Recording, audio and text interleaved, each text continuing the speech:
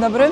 No więc sytuacja wygląda dzisiaj tak, że jest wtorek, mam zlecenie na załadunek w poniedziałek, wczoraj, ale niestety się przesunęło na środę, więc mam taki nieoczekiwany postój. Proszę Państwa, jestem w Magdeburgu. Tak czy inaczej postanowiłam wykorzystać jakoś ten czas, bo tak samo jak z 2 lata temu miałam okazję pozwiedzać trochę Berlin, to byłam w szoku, jakie to jest genialne miasto i pomyślałam sobie, człowiek tyle razy przejeżdża przez te wszystkie miasta, ale w sumie nigdy nikt nie był i pomyślałam sobie, że skoro jestem też tutaj, no to pojadę w takim razie do centrum Magdeburga i słuchajcie, tak się składa, że także Volvek sobie tutaj zostaje. Tak go zostawiłam, widzicie, z boku, pod kamerami, bo oczywiście są tam te moje najazdy, to muszę ich pilnować cały czas. Więc generalnie liczę, że tu jest bezpieczny, zresztą ja w sumie jadę tylko na kilka godzin do miasta. Przy samej stacji jest przystanek, gdzie jest komunikacja miejska, więc słuchajcie, za 2,90 jadę do centrum. A tak by the way, to pamiętacie czasy śmigieł? No, tutaj to ja się nabywałam. To jest chyba ten mój przystanek, z tego co patrzyłam na Google'ach. Nie mam biletu, ale już widziałam, że jest aplikacja EasyGo. No dobra, myślałam, że tutaj będzie automat, ale nie ma, to kupujemy przez aplikację. Wiecie co? Wracam do auta po czapkę. Wieje zimny wiatr. Tak cieplej.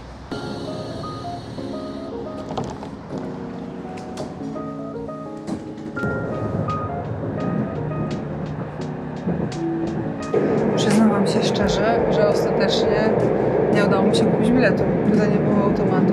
Tam z kolei aplikacja wymagała numeru telefonu. Jak podawałam, to cały czas wyskakiwało, że płatność nieudana, więc przyjechał pociąg, wsiadłam, nie? Zobaczymy, co się będzie działo. Zapytałam ChatGPT, czy jeszcze gdzie indziej można kupować bilety i się okazało, że w Deutsche Bahn aplikacji. To jest aplikacja DB Navigator i na niej można kupować bilety nie tylko i wyłącznie dla pociągów Deutsche Bahn, ale też właśnie komunikacja miejska w wielu różnych miastach, więc tam poszło bez problemu i można było zapłacić Apple Pay. No więc teraz już jadę sobie na spokojnie. I dalej to kosztowało 2,90 euro. Uber dla porównania sprawdzałam 20 euro, więc zaoszczędziłam 17 euro w jedną stronę na coś dobrego do jedzenia albo coś innego. Mi Magdeburg kojarzy się strasznie przemysłowo, no i to widać. Ale cały czas jeszcze jesteśmy na obrzeżach miasta. Wszedł gość i kupuje bilet, patrzcie. Tam jest automat do biletów. To jest po prostu automat do biletów w pociągu, w tramwaju. Nie widziałam.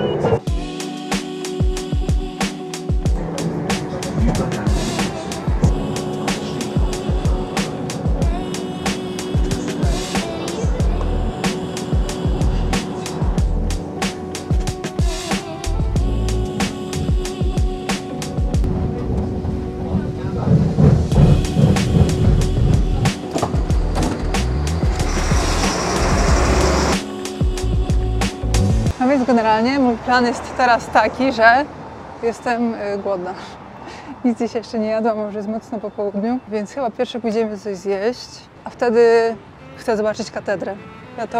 No dobra, to katedra jest tutaj już chyba, to pierwsze będzie katedra. No to wygląda, że nas sama odnalazła. Chyba, że to nie katedra. Chyba jeszcze nie można używać.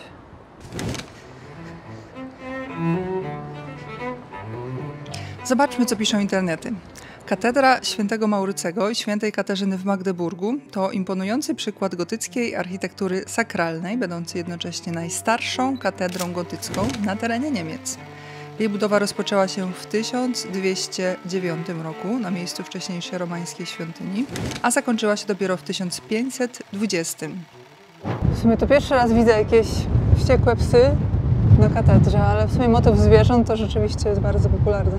Tu się wspomina Sagrada Familia, albo może to w sumie nie psy, to może jakieś smoki raczej, chyba smoki. A co one to robią na świętym miejscu? To powinny być same aniołki? Jeżeli chodzi o fasadę zewnętrzną, to katedra wyróżnia się monumentalną fasadą z 2 wieżami o wysokości 104 metry, które dominują nad panoramą Magdeburga. Bogate zdobione portale i liczne rzeźby przedstawiające sceny biblijne oraz postacie świętych zdobią wejście do świątyni.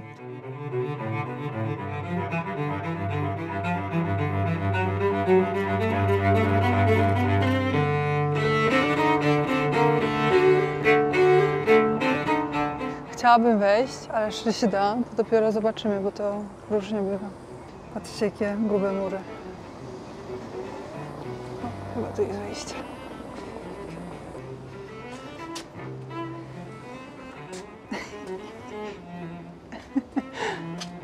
No słodkie, nie? Ptaszek karmiący mały. Kurczę, ale to jest... Wnętrze katedry zachwyca przestronnością i wysokością naw, typowych dla gotyckich katedr. Warto zwrócić uwagę na piękne witraże. A co w tym chodzi? Tu nie wiem, jakieś kolorowe światła są, ale to tylko ze świateł, bo tutaj wszystkie okna są takie białe, czyste. Które wypełniają wnętrze kolorowym światłem, tworząc niepowtarzalną atmosferę. W katedrze znajduje się również wiele cennych dzieł sztuki, takich jak późnogotycki ołtarz główny.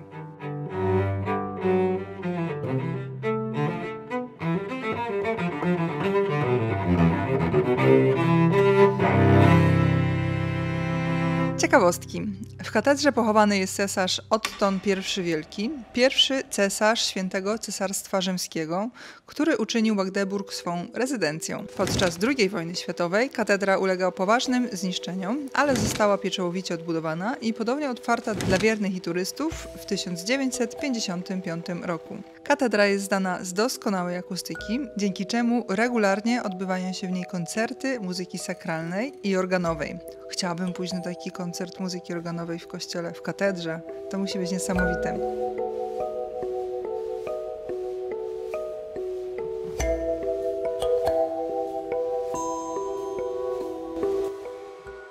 Zwiedzając Magdeburg, warto poświęcić czas na odwiedzenie tej majestatycznej katedry, która stanowi ważny element dziedzictwa kulturowego Niemiec i oferuje niezapomniane wrażenia zarówno pod względem architektonicznym, jak i historycznym.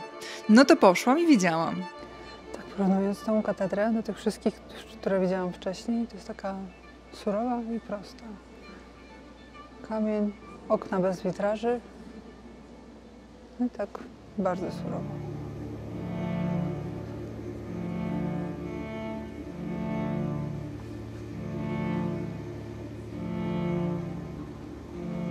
No dobra, teraz katedrowo zjemy obiad.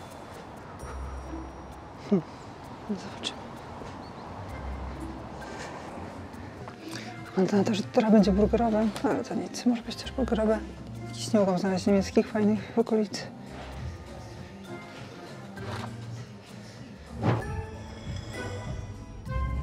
Zupa z dyni, okej, a to jest grzane wino. A tam jest katedra.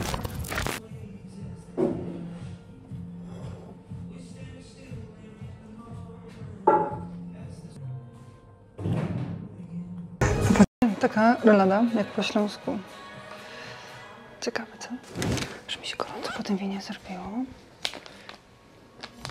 Jestem ciekawa, czy śląska rolada pochodzi z Niemiec, czy niemieckie to tutaj pochodzi ze Śląska. No, coś mi się widzi, że to takie bardziej niemieckie danie, które przywędrowało do Polski.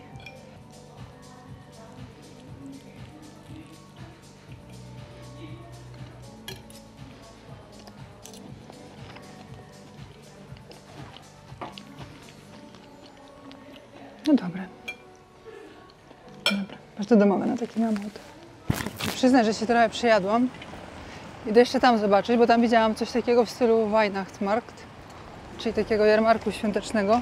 Trochę wcześnie, bo to jest dzisiaj 19-20 listopada, no ale zobaczymy. Chyba jeszcze nieczynne. No ale zobaczmy. Tak miałam powiedzieć, że te niemieckie Weihnachtsmarkty mają taki swój klimat, ale w sumie jaki jarmark świąteczny nie ma klimatu? No w sumie chyba w każdym kraju. Już bym chciała pójść na jakiś. No, przygotowują się.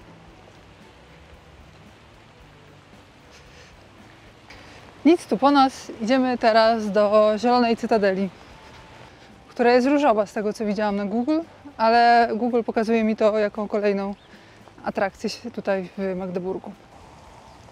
To ten, co byliśmy, co go nie ma. To musi być to. Zielona, różowa Cytadela.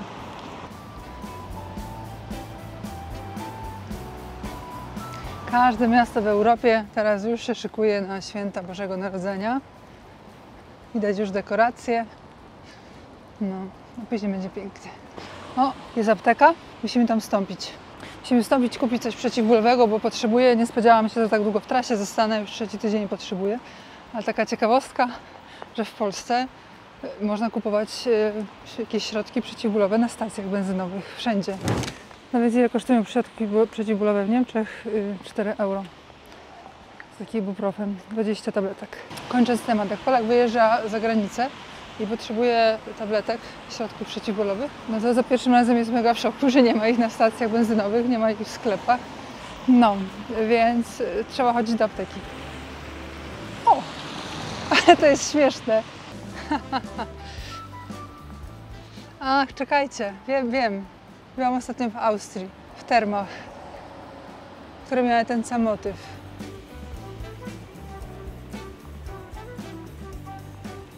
Die Grüne Zitadelle, czyli Zielona Cytadela w Magdeburgu. Jedno z najbardziej rozpoznawalnych dzieł słynnego austriackiego architekta Friedenreicha Hundertwassera. Tak, 100 wód, Hundertwasser. W swoich projektach łączył sztukę z naturą. Charakterystycznym elementem jest organiczna architektura, czyli połączenie natury z budynkiem. Faliste linie, nieregularne formy i zieleń wkomponowana w konstrukcję. Hundertwasser sprzeciwiał się dyktaturze prostokąta w tradycyjnej architekturze. Jego prace często nawiązują do baśniowego stylu, wykorzystując kolor, asymetrię i naturalne elementy. Krzywe podłogi. Kto by pomyślał, no? Zielona Cytadela to wyjątkowy przykład architektury, który łączy sztukę, naturę i funkcjonalność, przyciągając uwagę do mieszkańców oraz, jak widać, turystów swoją baśniową formą.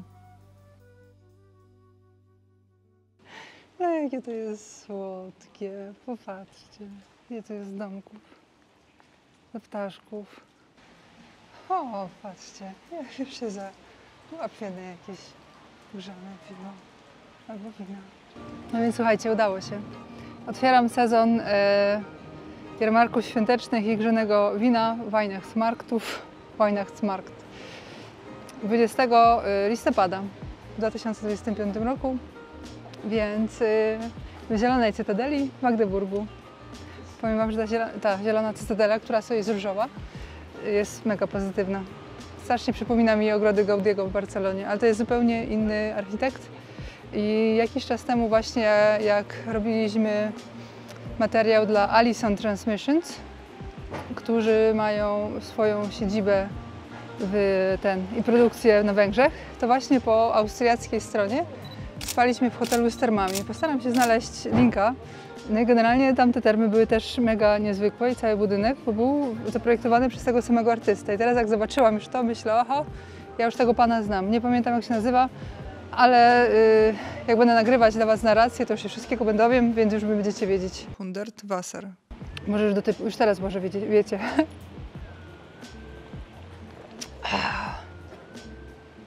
Dobrze. Ciekawe, że tu ludzie w ogóle mieszkają. Kubek jest plastikowy, ale to jest ewenement, jeżeli chodzi o te niemieckie jarmarki, bo one zawsze są jakieś bardzo fajne, ceramiczne i opisane. I płaci się za nie kaucję 2 albo 3 euro. I wtedy, jeżeli ktoś sobie weźmie do domu, no to po prostu mam pamiątkę. Ja takich mam kilka kubków z Weihnachtsmarktów. A jeżeli się chce oddać, no to po prostu się oddaje, dostaje się zwrot. No a dzięki temu to nie trzeba pić w kubkach papierowych, tylko normalnych. No dobrze, bo idę teraz ścieżką rowerową. Ktoś mi przyjedzie, więc słuchajcie, to jedziemy dalej. Obawiam się, że z kwestii takich tematów zwiedzania to jest na dzisiaj już tyle, bo jakoś takiego nic nie znajduję tutaj, co by mogła teraz w tej chwili zwiedzić i szczerze powiedziawszy, to taki ze mnie influencer, że wyszłam bez powerbanka z drugim telefonem zapasowym, który się okazało, że jest nienaładowany. No więc no nie mam baterii. Więc nie mam baterii, więc za chwilkę po prostu już będę miała problem, żeby wrócić. W takim razie idę teraz jeszcze tylko do MediaMarkt po kartę pamięci, bo się okazuje, że... Patrzcie, jakie ładne kolczyki. To według Was to co to jest? To też kolczyki? Czy to są może tunele, co? Chyba tak. Nie ma żadnych cen. W takich sytuacjach nie wiem, czy mam wchodzić, czy nie. Czy to kosztuje 25 euro, czy 1000 euro. A, w sumie tak bym nie nosiła. Dobra, idziemy. Patrzcie, takie centrum handlowe tu jest w centrum. Takie strasznie starodawne, nie? No ale tak to jest. U nas jest wszystko nowe. Ale stosunkowo całkiem niedawno, a tutaj jest od dawna, ale już jest stare. To jest dokładnie to samo, co z całą infrastrukturą drogową i parkingową. Że u nas jest wszystko nowe i nowoczesne, a w Niemczech na zachodzie to generalnie jest, ale już takie mega zużyte. Wiaduktów. Oni, no tak jest, idzie szli teraz z towarami, to ja widzę, że to jest naprawdę mega problem ze zwalnianiami, bo nie chcą Niemcy puszczać na starą infrastrukturę, bo ona jest rzeczywiście już stara. Co myślicie o tym kubku?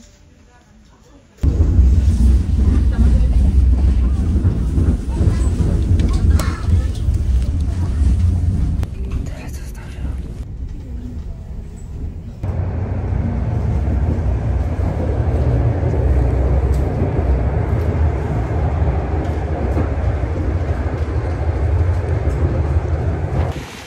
Fajnie się tak czasami gdzieś przejść, wyjść z auta. Bardzo też, że to już jest kawałek, jak jestem w trasie. Zimno.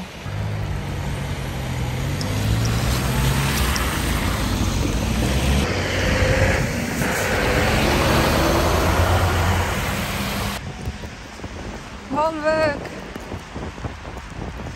Pani wróciła. Patrzcie, jak Wolwek grzecznie stoi, czeka. Grzeje. O,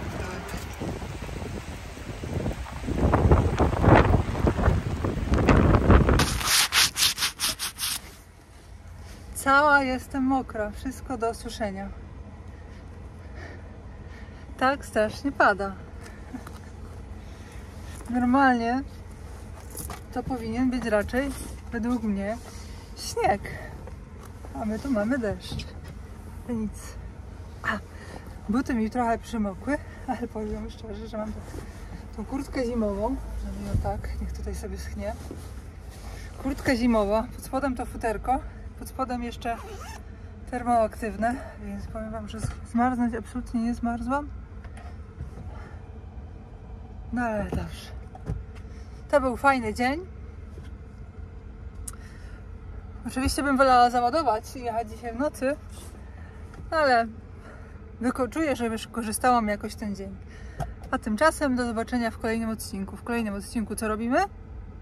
Ładujemy i jedziemy dookoła. Trzymajcie się, cześć! No i to już tyle w dzisiejszym odcinku. Dziękuję Wam bardzo za oglądanie. Pamiętajcie, żeby zasubskrybować kanał, jeśli tego jeszcze nie robicie. To jest darmowe. A teraz szczególne podziękowanie dla wspierających ten kanał. Aaron Lada, Ariel Karp, Matthias Kunkel, Graham Robinson, Franz Zajc, Manu Sisivip i Michał Chojnacki. Dzięki.